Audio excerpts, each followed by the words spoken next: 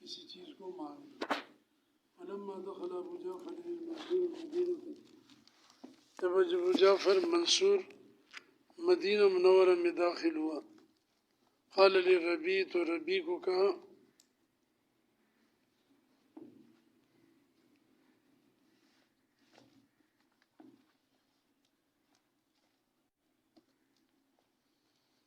ابغنی رجلا عاقلا عالما بالمدینہ، میرے لیے ڈھونڈ کر لیو ایسا آدمی جو عقل مند اور عالم ہو مدینہ منورہ میں. سمجھے؟ امر ہے ابغی، بغا یبغی تلاش کرنا.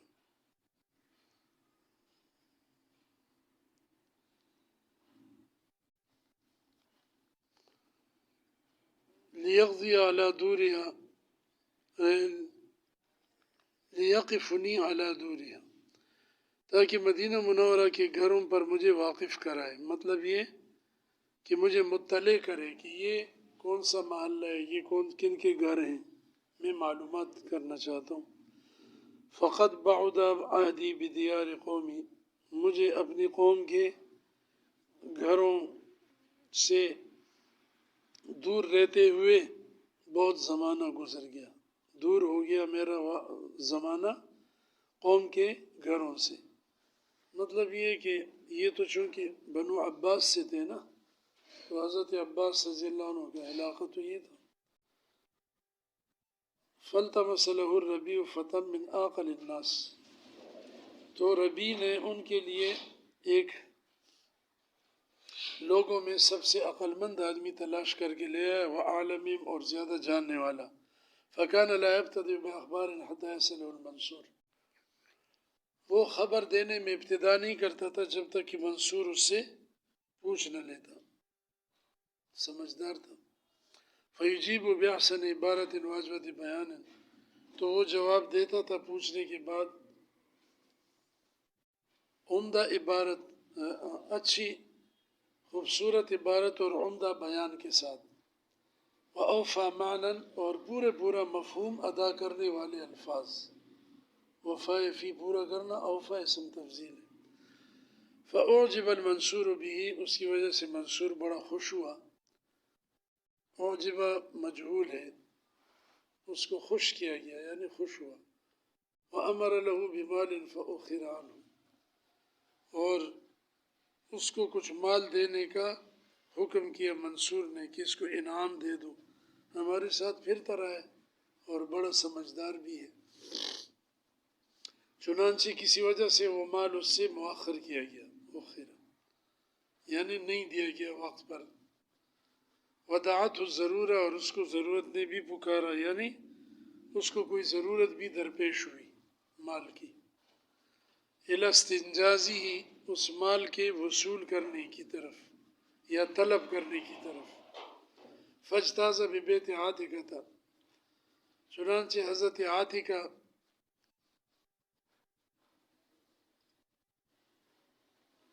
سعید بن زید رضی اللہ عنہ جو عشرہ مبشرہ میں ان کی بہن تھی، ان کے گھر کے پاس جب گزرے، فقال یا امیر المومنین، تو اس جوان نے کہا امیر المومنین، ھذا بیت عاتکہ، یہ عاتکہ کا گھر ہے.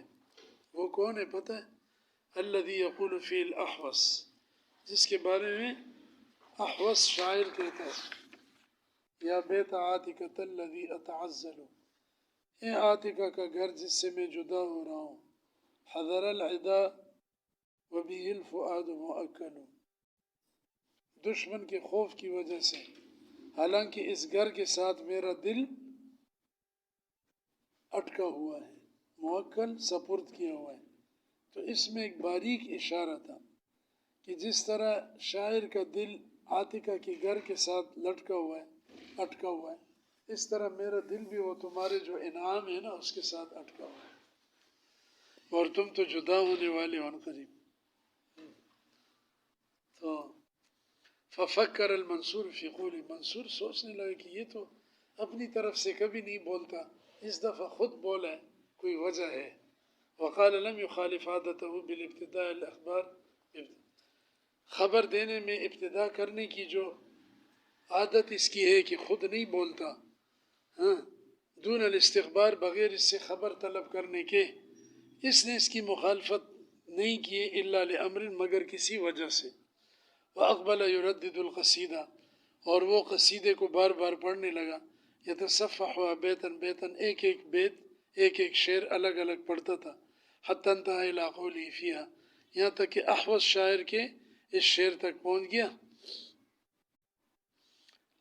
وَأَرَاكَ تَفْعَلُ مَا تَقُولُ وَبَعْضُهُمْ مَذَقُ اللِّسَانِ يَقُولُ مَا لَا يَفْعَلُ. میں تمہیں دیکھ رہا ہوں کہ تم کرتے وہ ہو جو کہتے ہو، اور بعض لوگ تو ایسی زبان کے میٹھے ہوتے ہیں، کہتے ہیں وہ جو کرتے نہیں.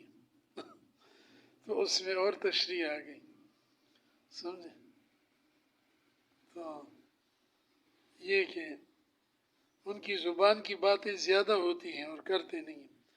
تو فوراً منصور سمجھ گیا کہ یہ تو میں نے اس سے وعدہ کیا تھا اور اس کو ابھی تک نہیں دیا، تو یہ اس کی طرف اشارہ ہو رہا ہے. تو اس نے فوراً کہا یا ربی هل اوصلت الى الرجل ما امرنا له، وہ انعام تم نے دیا ان کو جو ہم نے کہا تھا ان کو پیسے دو. فقال اخرت عنه لعلة، ایک وجہ سے میں نے اس سے مؤخر کیا. ذکر الربیع، جو ربی نے ذکر کر دی وجہ. فقال عجلوا مضاعفا، دگنے کر کے جلدی سے دے دو. وهذا الطف تعریض من الرجل وحسن فهم من المنصور، یہ اس آدمی کی طرف سے بہترین اپنی ضرورت کو پیش کرنے کا انداز تھا، اور منصور کے بھی بہت عمدہ اس کو سمجھنے کی دلیل تھی. سمجھے نا کہ منصور بھی سمجھدار تھا، بے وقوف ہوتا تو توجہ ہی نہیں کرتا.